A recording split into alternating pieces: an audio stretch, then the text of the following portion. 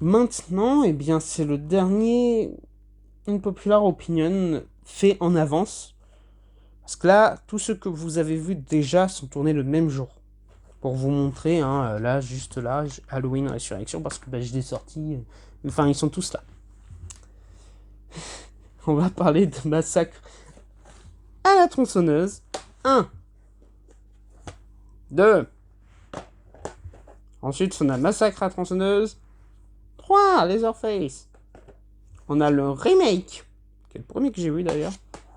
Et on a lui, le commencement. Oui, je mets la main sur le prix. Parce que flemme, je l'ai eu pour 3 euros.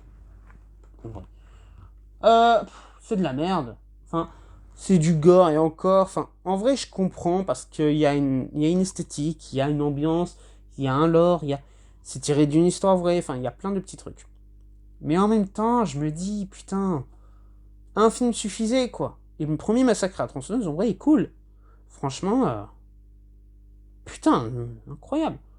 Toby Hooper, putain, tu nous as donné un bon jet.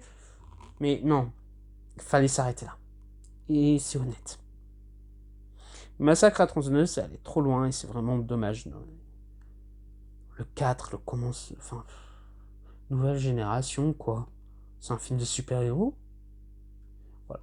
Enfin, il n'y a rien à sauver sur les massacres à tronçonneuse.